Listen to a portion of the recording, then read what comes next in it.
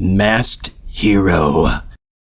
Hello everybody and welcome to another Marvel Champions list video. This week we are going over my top 10 heroes. This will be a 2026 update. I did do a top 5. I want to say that was last year, but maybe it was 2024.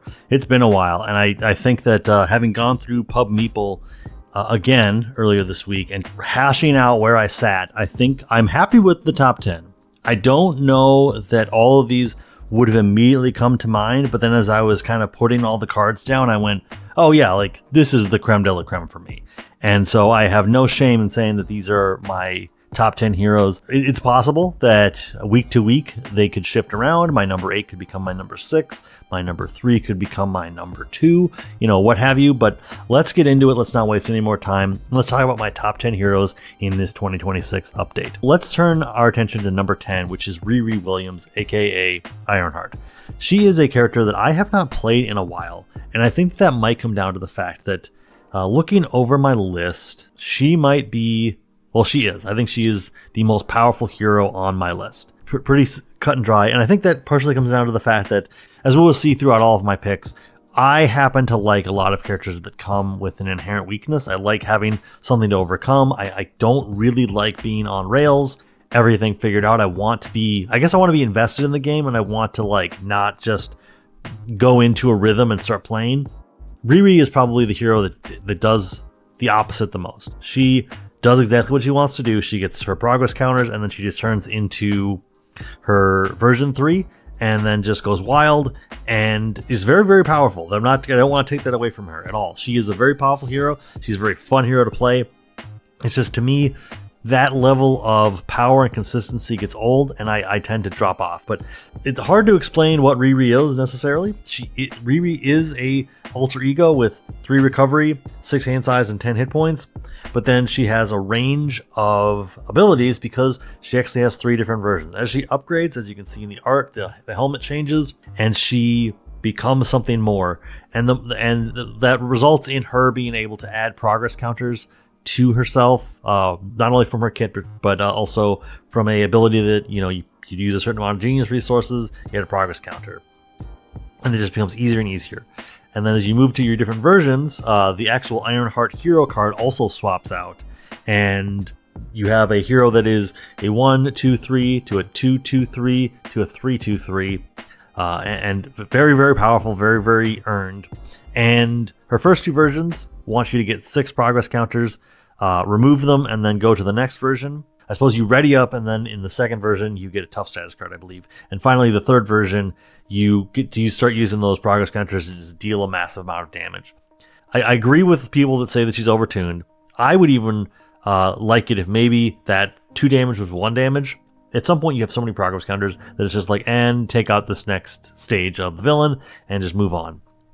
But that's the consistent part that I tend to move away from. I like that she's powerful. I like that she's consistent. It's just that I think I choose her less and less because she's so consistent that it starts to just kind of become the same game over and over again. Like play solitaire by myself, and then eventually we'll move on to just winning the game. I think she's probably a great multiplayer hero because of that, because you can just kind of play your own thing, and you'll eventually get to the point where it's and we can win the game. And that does feel earned.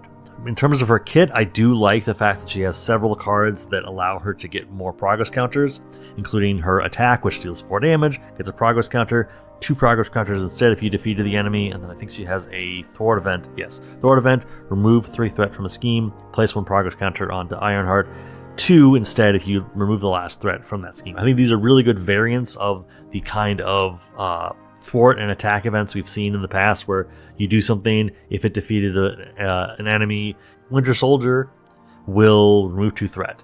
If you remove all the threat from something, you deal 7 damage with Waylay or whatever it happens to be. I like these as hero kit versions of that design scheme. I've said an awful lot about Riri. I think at the core of it, it's just that she becomes my number 10 because I do love her. And like I said, she could bump up in the list. She's one of those heroes that could go further up into the list any given day. 10 feels perfect for her because She's very powerful. She should make the list, but I think that her consistency tends to leave me in a place where I'm just like, not today. But let's turn the corner and look at my number 9, which is Jean Grey.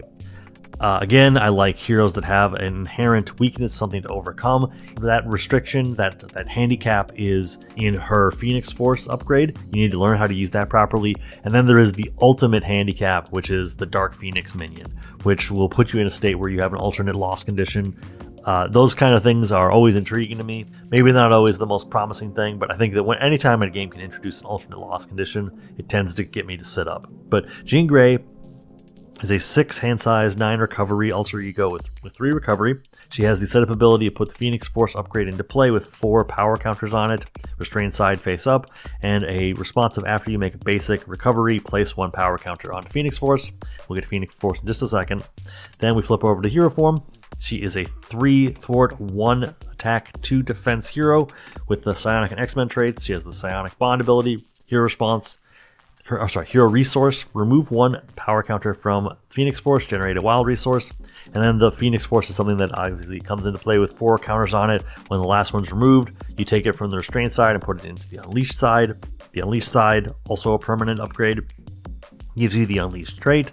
She gets -2 thwart, +2 attack, and a force responsive after a power counter is placed here. If there are 4 or more counters here, flip it over. So basically, you're trying to balance this out. You're trying to go, at what point am I going to go from being a super thwarter into a super attacker? And just kind of balancing that out and playing on a knife's edge sometimes. It'd be like, I'm going to go down to restrained form, and then I'm going to go back to unleashed form, and on and on and on. Usually, it is kind of a 2-act play. You are restrained, and then at some point you turn that corner and you just go, we're going to be unleashed, and whatever might happen happens. A reasonable amount of her kit cares about what state you're in. She has an upgrade that cares about, if you're restrained or unleashed, you get steady or retaliate. She has an attack event that will deal 9 damage instead of 7 and deal overkill.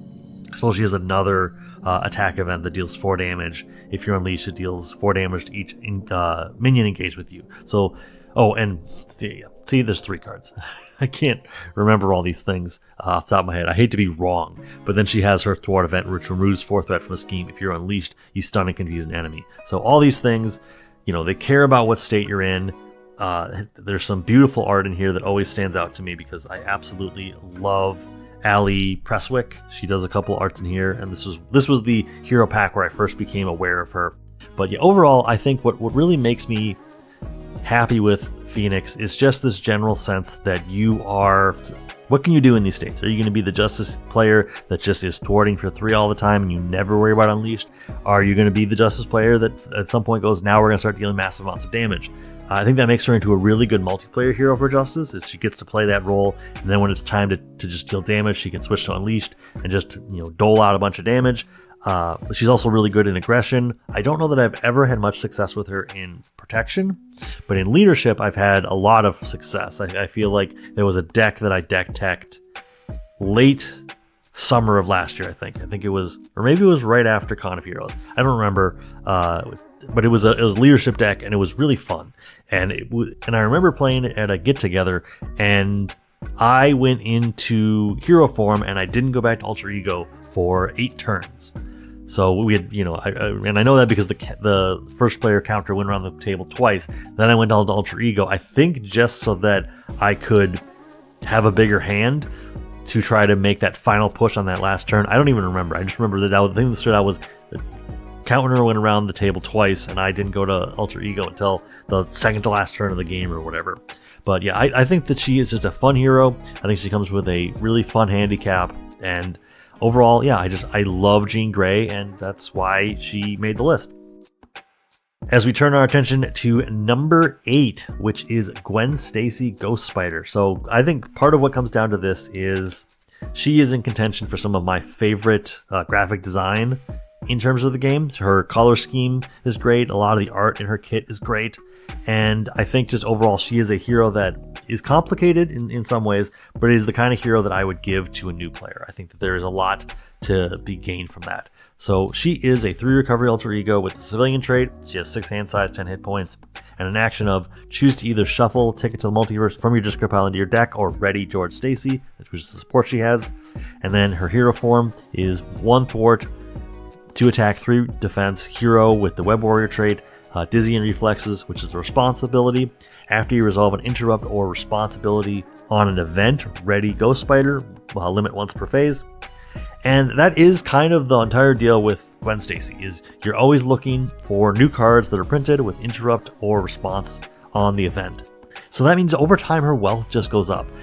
Aggression has really kind of come into its own for her in the last couple of years. I feel like when I first started playing the game, like the wave after she came out in 2022, or yeah, that was 2022. Holy cow. But I feel like at the time, aggression wasn't really a aspect that she could play much into. And I think that's really changed over the last couple of years. We've seen some good response or interrupt abilities in aggression that has made it so that she can be in there. A lot of it's going to be in protection. I feel like I've had a lot of success with her being in justice as well. And I don't know that I've really done a lot with her in leadership aside from decks that care about you changing to hero form so you can recover, flip over, and then you do some kind of response to that where you're able to then ready her back up. All those things become kind of a free ready while you're also doing some kind of stat boost or something. But overall, I think that I'm okay with her just kind of being in a protection build and then kind of spreading out to aggression and just kind of being fine with that and just having her be a hero that I'm always fixed into 2, maybe 2.5 different aspects and just going from there. But yeah, I love her. I think that she has some great art in her kit. And I think that, again, she's a good hero to give to a new player because I think that attaching onto, did you play an interrupt? Did you play a response? Do you want to defend for the table? And you can do that. And yeah, it's just overall, it's just a really fun thing to do. She has events that care about when you, like, what's the one? Ghost Kick, where after she uses a basic power, deal 6 damage to an enemy, which that's a response. So then she readies. So you defend. You deal 6 damage, you ready back up. Like, that's just great. And then her Phantom Flip does the same thing. When you use the basic power, you remove 5 threat from a scheme. Again, you defend. I mean, it doesn't have to just be defend, but during the villain phase, you defend, you do this, you remove some threat, you ready back up, and you're ready to either go into the hero phase, make more attacks, or you're ready to defend again. And then during the hero phase, you can just play a response event and she's ready back up and you don't really ever feel like you are ever down. You always feel like you're kind of moving forward. But let's talk about my number 7, and that is a newer hero. Actually, let me see here. It is the newest hero on the list. That is Nick Fury. I have been intrigued by Nick Fury. I think that he is the kind of hero that makes me feel smart because, as I have said many times, Nick Fury is a series of correct decisions to win the game. That kind of is the entire game in itself. So Nick Fury might just be Marvel Champions. He is a spy. He is a shield soldier. And he has his assault and stealth suit forms that just do everything. They're up on the screen, obviously. I hope I don't need to get into all the nuances there, but just being able to make your attacks bigger, being able to benefit from people scheming, being able to use your what's that attack event called? Concentrated Fire, where you can use it. Obviously, that will flip you into assault suit form if you're not already there. You deal 4 damage. It has ranged. If it defeats an enemy, you get to switch back down to stealth suit form, or you get to place threat onto your upgrade equal to that character's scheming. Just overall, I have found so much success with Nick Fury's kit. As the winning hand pointed out in a recent episode, although I don't know how recent it was for them recording. It seems like they may have recorded this a long time ago, but I'm thinking of a top 10, which is kind of what inspired this. They did an episode on Nick Fury where they recently said that he might have some of the best art in the game in his kit. And I would be inclined to agree there's some really good art in here. I happen to just like Ghost Spider maybe a little bit more, and that might just be a connection to the character. But overall, looking at Nick Fury, 2/2 stats. After he makes a basic Thor, place 1 threat on his suit upgrade. And then his break cover, where when you attack, you change to assault suit form. I have really appreciated Nick Fury. I feel like he's made me a better Marvel Champions player, and he's made me better at sequencing my turns. And yeah, just overall, I don't know if I really have much more to say other than the fact that, he's still around, so go pick him up. You also get a really strong hero with Maria Hill. She does not make the list, unfortunately, but let's move on to my number 6 before we crack into the top half. My number 6 is actually a little bit disappointing to myself. I realize I myself could move around these characters as much as I want, but I also do think that this is a hero that I would not have had in my top 10 last year, and everything changed. So we are looking at Bishop, who is a full recovery alter ego. When you change to this form, you add a temporal card from your discard pile to your hand, 6 hand size, 12 hit points. I know I skipped over some of this with Nick Fury, but I was so excited. And then on the other side, we have Bishop, who is a 2/2/1 hero, temporal and X-Men. And the key ability here, what everything is built around and what you should be building around, I would say, is after he takes damage from any amount of damage from an attack, discard equal number of cards from the top of your deck, add any resource cards discarded this way to your hand. My initial hesitance was that this was going to just result in my hand being flooded with resources and I was never going to draw any cards. And that is kind of what you're doing here. In some cases, you can bait an attack so that on your turn you are drawing cards. But for the most part, you just kind of want to find your upgrades, your armor, and your gun, and you just want to use the resources in your hand to do whatever. There are things you can do in this game that will allow you to get some of the resources out of your hand, but if you have just a hand of 6 or 7 resources, you're probably in the right place. And like I said, you're drawing more resources every time you take damage, and if you just build a deck that has 20 resources, half your deck is what you're looking for, and what you're looking for is half your deck. And I have really grown to appreciate this character with a deck that I discovered around Con of Heroes last year. But even just looking at his cards themselves, Concussive Blast, which is going to deal 6 damage and almost certainly ready up your hero. Command Authority, which is going to remove 3 threat and then also almost certainly draw you a card. His Identity-Specific Allies both care about you using resource cards. And then I think, obviously I've already touched on his 2 upgrades, but I think that Supercharged is just another card that does so much good for you because you can just drop resource cards onto it and then just pump up his attack at a max of +8. So you're swinging for 10, and sometimes that's all you really need to just build out, and then the resources will come to you. You don't really even need to bother going down to Alter Ego for recovery. You're really doing it more for hand size, if anything else, because you're going to be able to regrow so much of your health. So you have your uniform out, and basically you could be taking an attack from the villain for 4, and then you just heal back up 7 damage. You don't need to recover ever with Bishop if you're doing it right. And I think that's what really impressed me, was I have not done a situation like I described with Jean Grey, where I went to hero form and I never went back down to Alter Ego, because there's always going to be that time when you want to shuffle a temporal card back in or something, or you just want to not be attacked for a turn.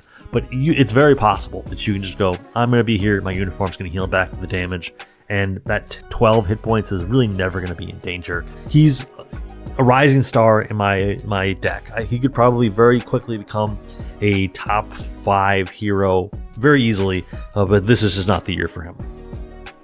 Hey, and if you are enjoying this content, I would love it if you would just throw a like, a comment, a subscription at me. And yeah, I hope you enjoy the content.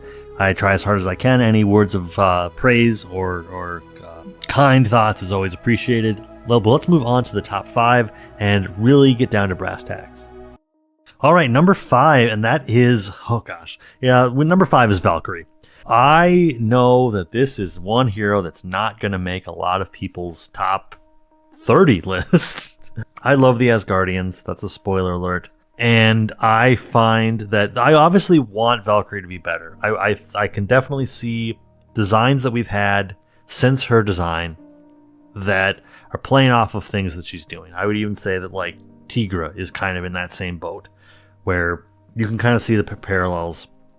But her Deathglow could definitely have been tuned a little bit better, I think. But we're not going to bog down on that, because I think that gives her character. I think that gives her a place in the game. And that's why I have her at my number 5. She is a full recovery alter ego. At setup, you put the Deathglow upgrade aside, out of play.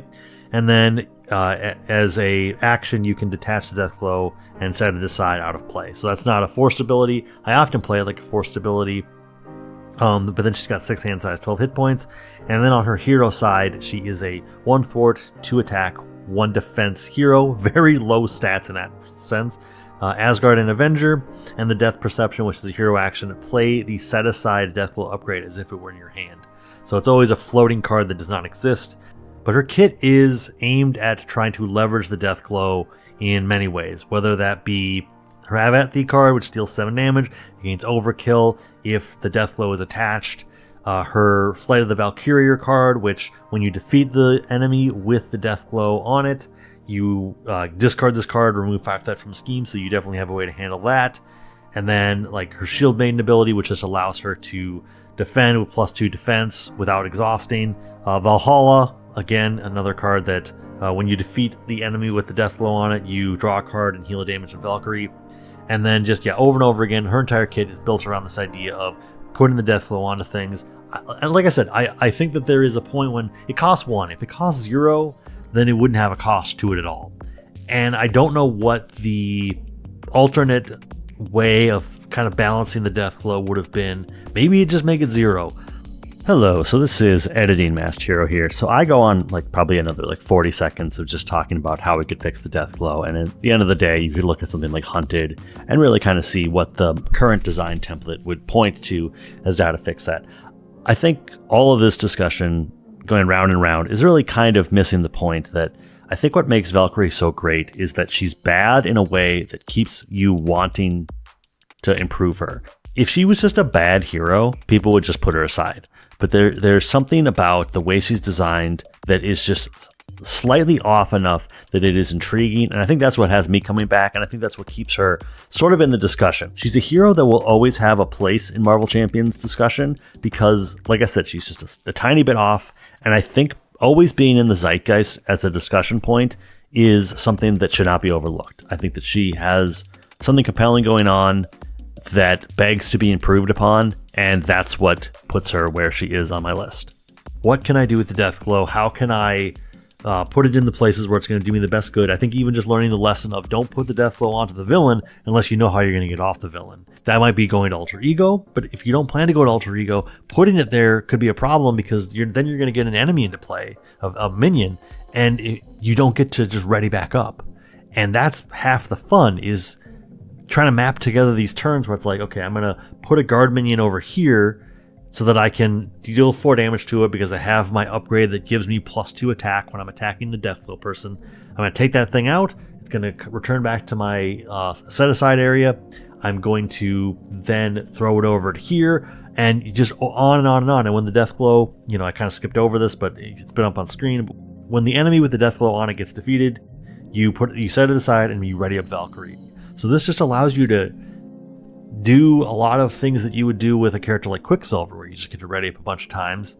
And I find the play loop with Valkyrie to be so much fun. Again, it takes thought. You can't just walk into a turn without thinking over, okay, this is what I'm going to do. But when you get into that flow state, and you're just taking out minions, and you're delivering a bunch of overkill damage from the minion to the villain, trying to hold your own. That just at the end of the day, I just find the games I play with Valkyrie they feel earned. When I lose, I did it on my own terms. When I won, it's because I sat back and I really thought, what's going to be the most constructive thing that I can do with this hand? And sometimes you mess up. Sometimes you look back on it, you're just like, why didn't I wait until I drew a card to do this thing, to do whatever? But yeah, I enjoy her so much.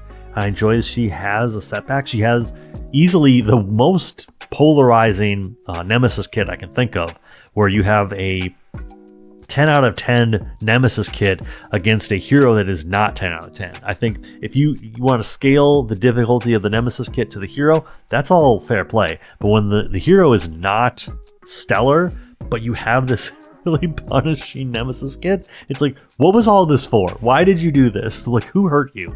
And yeah, overall I just love it. I love the thought process that comes with playing Valkyrie.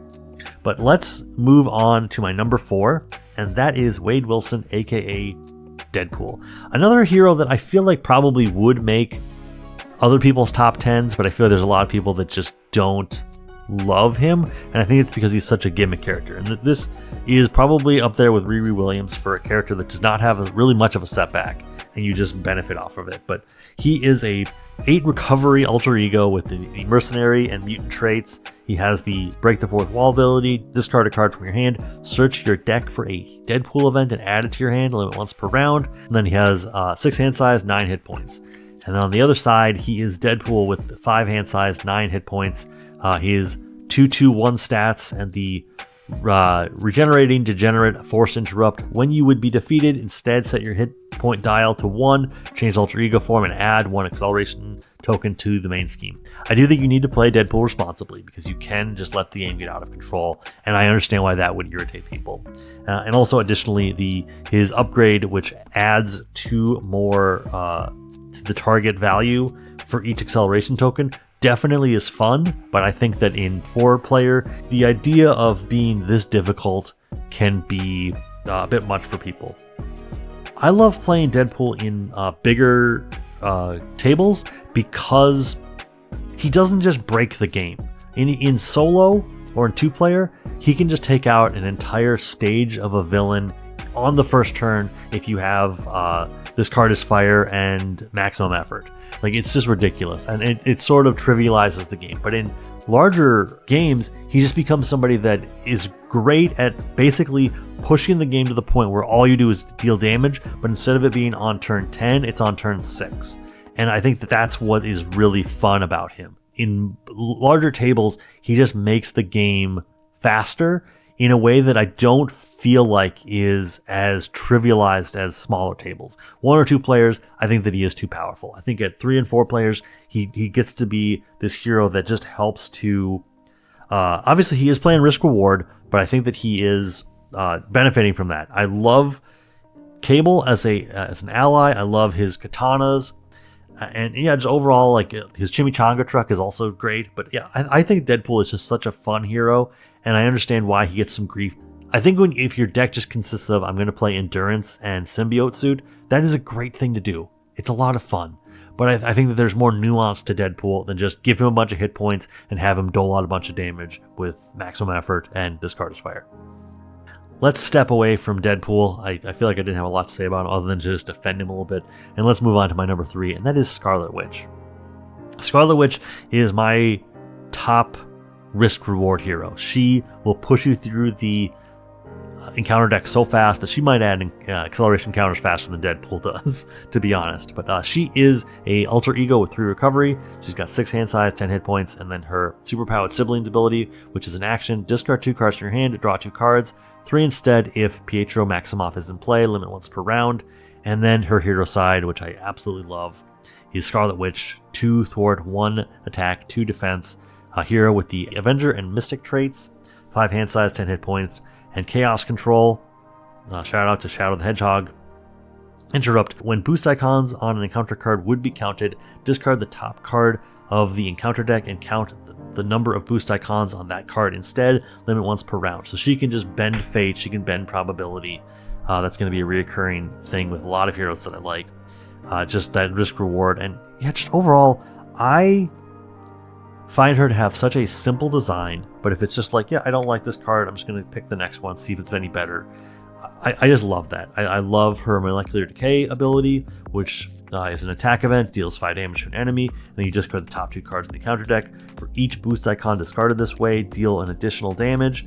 Her Hex Bolt, which is one of my favorite cards in the game. You discard the top 3 cards in the counter deck, and then for each card discarded, you look for the number of boost icons, and you do something different, and that means that you are going to be playing a game where you don't necessarily know where you're going with your turn, but you get to like have some fun while you're doing it. And then I guess you can give her the Sorcerer Supreme upgrade that you would get out of Doctor Strange. That's a card that they should definitely reprint. I don't know where you would do it in the Fear Itself wave, but or Fear No Evil wave, but I would love to see that reprinted. But yeah, overall, I would say that I got Scarlet Witch probably in, after the core set, probably one of the first 5 heroes I picked up. I loved what was going on with the Mutant Wave, but I was exploring the Avenger stuff that had come out before that.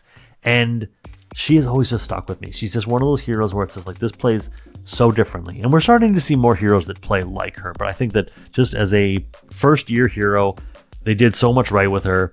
They left her very open-ended. They definitely leave this risk-reward thing that I feel like I'd like to see. I look at someone like Falcon, who just kind of gets to make the correct decisions over and over again because he has so much information.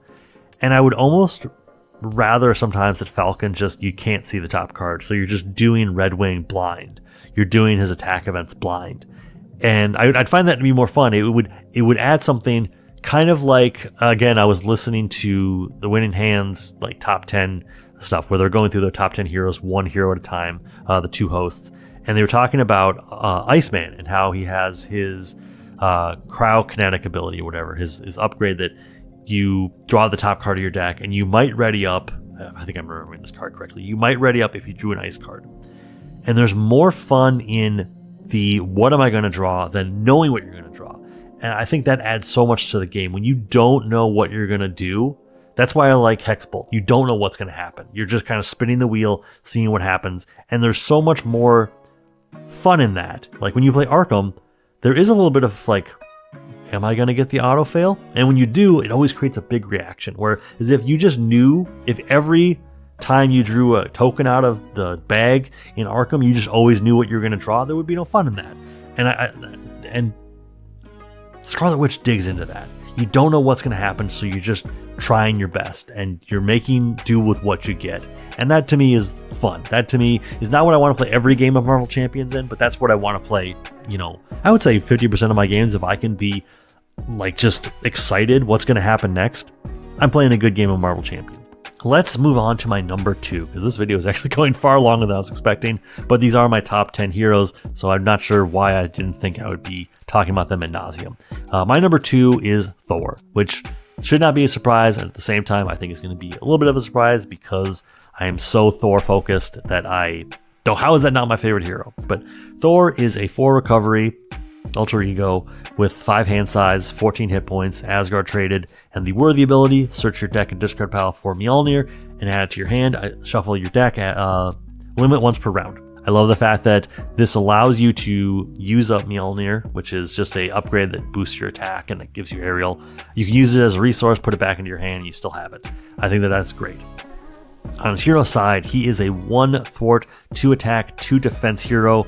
Asgard and Avenger traded, have at the ability. After a minion engages with you, you draw 2 cards, limit once per phase. 4 hand size and 14 hit points. I absolutely love the fact that Thor is so compromised. He's got 4 hand size, but there's a reason for it. He's got his God of Thunder cards that give him resources. He has his hammer throw, which deals a massive amount of damage and puts the hammer back into your hand. I think I like that as a cost thing. You need to sequence your turn correctly, attack for 3, then do the hammer throw. And if for some reason you can't attack, you need to do the hammer throw beforehand. I'm kind of at a loss for what situations that would come up in, but they do come up where you're like, I need to attack, but I need this minion to be out of the way or whatever. That kind of sequencing, that risk reward, even just in something small like hammer throw, I think is just what makes a great hero. And yeah, overall, he's not great. He's not broken in any way. I don't feel like he's broken.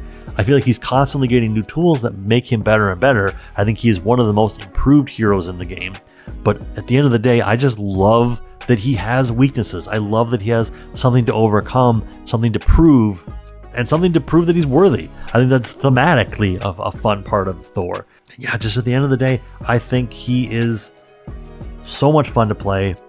He really pushes me to want to break him in whatever ways possible. I love when you can get a minion during the villain phase and then you can get another minion during the hero phase, and suddenly, hopefully you haven't used up too many cards, but suddenly you're looking at your hand just like, well, I've got 7 or 8 cards in my hand. This is great. And suddenly that hand size doesn't matter, and he's balanced for that hand size, but now it's suddenly you've got more cards than you know what to do with, and it's just like, well, let's just brawl. Let's go at it. And that's what I absolutely love about him, and that's why he is my number 2.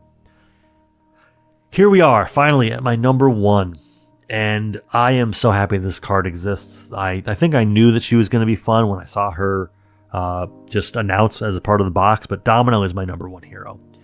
I find her to be so much fun. She makes me want to play the best game I can. She makes me think through my turns. When I'm at a table and everybody's going around the table, I love just sitting there being like, okay, so I'm going to put this on top of my deck, and then I'm going to play this event. And maybe the top card of my deck will change this a little bit, but I think this is how my turn's going to look. And then you just let it go wild from there. But let's talk about who she actually is. Domino is Nina Thurman on her alter ego side. 6 hand size, 9 hit points, 3 recovery, mutant traded, and has the action of choose a card in your hand, swap that card with the top card of your discard pile. That is important. That means when you're discarding for your mulligan, you need to be aware of that. Later on in the game, it's kind of just a crapshoot. What's going to happen next? Maybe you want to sequence the cards you pay with so that you can buy a card back. Although I don't know in what context. Like, why wouldn't you just keep that in your hand? Maybe it's double resource. Or it's jackpot. Then on the hero side, she's a Posse and X-Force traded hero with 1 thwart, 2 attack, 3 defense, 5 hand size, 9 hit points. And her abilities are when counting resources on cards discarded from the top of your deck, count each wild resource twice. Action, choose a card from your hand, swap it with the top card of your deck. Limit once per round. Unquestionably, she is a complicated hero. She's going to push you to try to figure out what to do with your turn, because like I said, that top card of your deck could be a mystery, and suddenly you draw it and you're like, oh, this recontextualizes everything that I'm doing. And I love that. I love the fact that she can just set up the top card of her deck so that when she uses her events that, they do 4 damage, and then you discard the top card, and is it a wild resource? Well, you're going to deal 2 more damage.